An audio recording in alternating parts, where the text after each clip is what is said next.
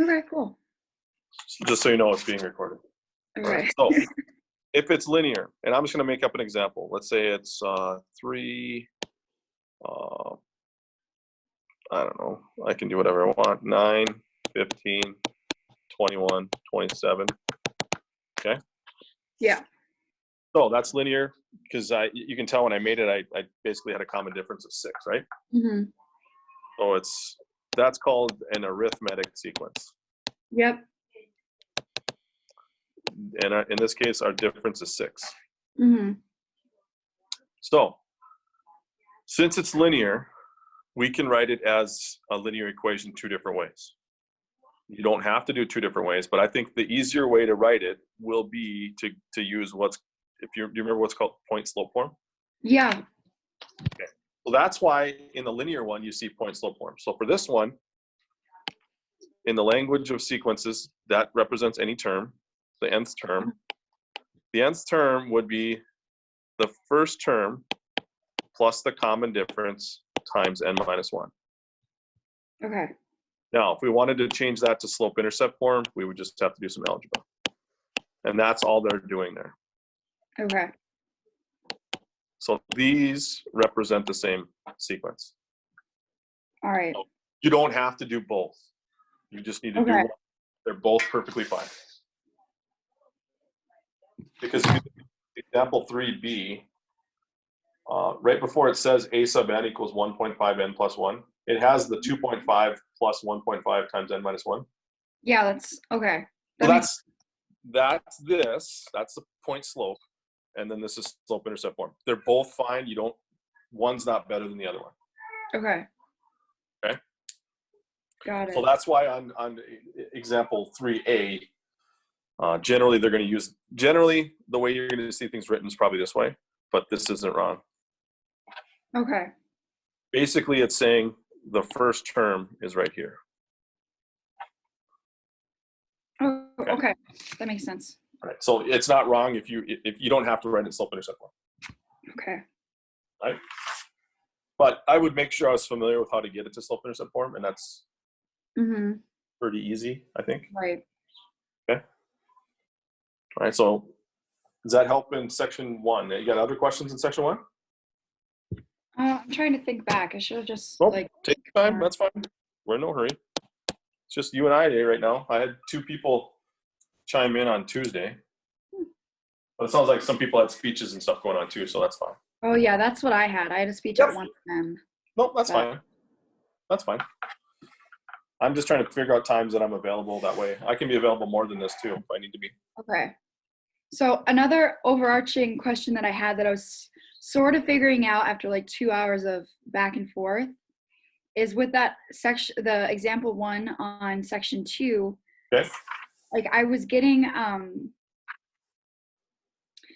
there were certain questions that I was understanding. They would have more ratios, but what is the significance of the form that they would put them in? Like with the,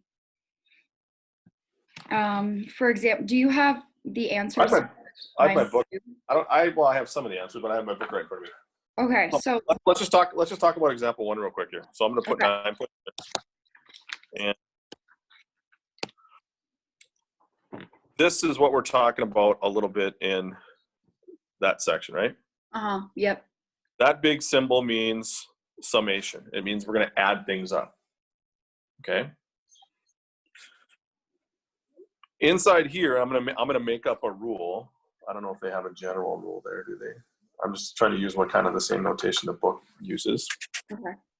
This, I'm going to make up a rule. I'm going to say it's 4n minus, or well, I don't know if I should do n. Do they use k? I'm not trying to be confusing. I'm going to try to use k. Okay. And I'm going to make it a better looking k here. So I'm just making up a rule here. 4k minus 1. And then we might say it's from k equals 1 to, I'm going to say 4. Basically, what that's telling us to do is to find the sum of the first 4 terms from 1 to 4 of the sequence that is generated by using this rule. Okay. So one way to come up with that. So the other way that that's described sometimes is it's called a partial sum. It's called S sub 4. Basically, that means the sum of the first 4 terms. Mm-hmm. That make sense? Yeah. So one way to find the sum of those first 4 terms is to find them and add them up. So we'd have, first term would be 3. If I plug in k equals 1. The next term would be 7. Is that right? Yep. Mm-hmm. Next term would be 11. And the next term would be 15. And that adds up to 36. Okay. So that's what that means. This is just the rule. This is your explicit rule on how to find the terms you're going to add up. Right. Okay. But how do you go from the terms to the rule? Okay, let's look at that next. So let me just come up with a sequence here. I'm trying to see what types of sequences we're looking at here. Let's go here. I'm just going to draw a line, and I'm going to say, let's say we have 2 plus 8 plus 32 plus 128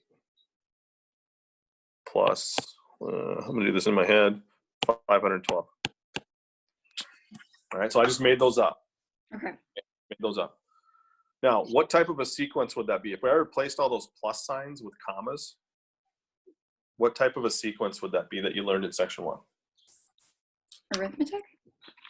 Or Are wait, we, no. we're not adding. If we were adding, it would be arithmetic. It's not arithmetic. Oh, okay. And What was the other one?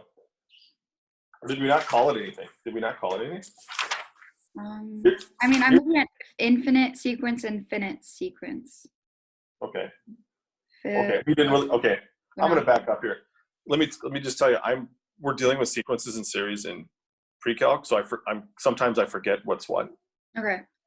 So we haven't really called this anything yet. Okay. But hopefully you can see that to go from term to term, what are we doing? We're multiplying by 4. Okay. And later on down the road, we're going to find out that that's called geometric. Okay. Okay. So that's you aren't ready for the geometric part yet. But okay. What we want to think of that is exponential. Okay.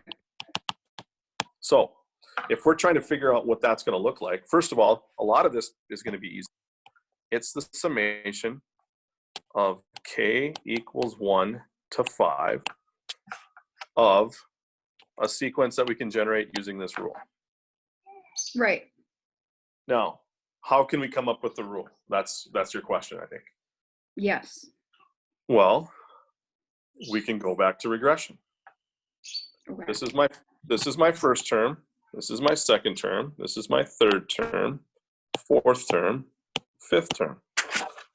We could run exponential regression, and that would give us the rule, or a form of the rule, I should say.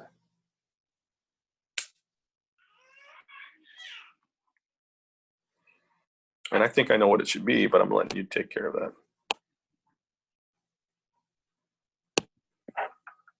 Because you're doing the. Yeah. Did you get 0.5 4 to the n? Yes. Okay, so there we have it. Okay. Well, that so makes sense. If we can identify what type, what the pattern is, right, then we can write that pattern as a rule. This is the tough part right here, right?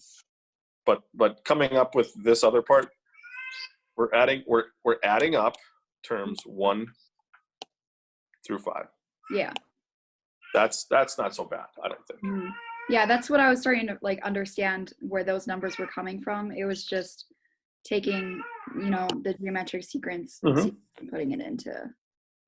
Now, another way we could write this sequence, and this is fine, we don't have to write it a different way, but if we think about what, the n-1, like we talked about in the previous example, it could also be written this way. This would generate the sequence also. And this should actually be a k, shouldn't it? Oh, yeah, in theory. Since it's not a big deal if you put n. Okay. but then, no, that's okay. So hold on. First of all, that would just be a K, not a K minus 1. This, if we wrote it this way, we'd have K minus 1.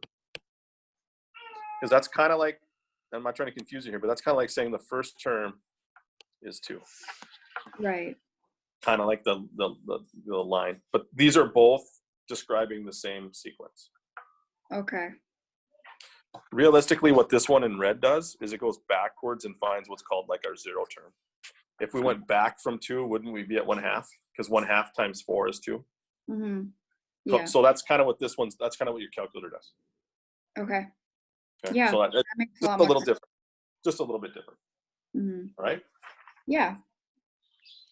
Okay. And I think I have, the ones that alternate. With signs, yes. Yeah, I think I understood that one more than the first one. Okay. Because Like, there's a rule that if they alternate in signs, it depends on whether the first term or second term is negative, right? Isn't there there's a little note there, right? Yeah. In the bottom corner of page 634, that little caution there. Oh, right. Kind of tells you how to deal with it if they alternate signs. Mm-hmm. Yeah. Well, we could definitely look at more if you want to.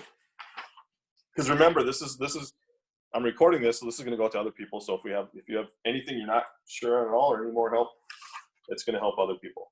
I wish more people would participate. Yeah. But it just worked out for me today. I was actually looking forward to it so that I can that's fine. be a little more confident. Now, is this time of day going to work? I know that people have chemistry at 1. So, and there's a lot of juniors who are in chemistry. Yeah, no, I realize that. So does he have chem every day at 1? I don't know. I don't have chemistry. Oh, okay. That's why it works for me. Okay. Well, I don't know other classes. I just know that, we teachers aren't all on the same page because we don't know what other people are doing necessarily. Well, right. Right next. I ran into that too. Yeah. Because I'm not going to try to do this every day because I think that might be overkill. Right. But if he's working, I don't know. I should talk to him. I'll email him and find out what his plans are. But yeah. Because if he's going Tuesday, Thursday, I can go Monday, Wednesday. It doesn't really matter. But I can upload stuff, and people that need help will be available too. So, all right. So, anything else that you want a little bit of help with in section 2? Anything at all? I don't know. That was mainly what I needed help with because I understood like everything after that, but just getting that formula. Okay. All right. And then you said something about section 3 too. Didn't you? No, I shouldn't. I couldn't understand that. We're not there yet. But if you did have questions, we could definitely help on that. So. Yeah, section 3 was just kind of copy and paste to me. I don't know what was. It wasn't. I mean, I just did notes on it, and it seemed pretty straightforward. I guess I used the slideshow that you had too. Well, and the arithmetic sequences series arithmetic sequences are linear functions. It's like lines, but it's in sequence notation. So, and we can hit more of that on next week too, if people want to go over that. So. Right. Yeah. So I got to write myself a note to email Nielsen because if he's doing that every day, I don't know.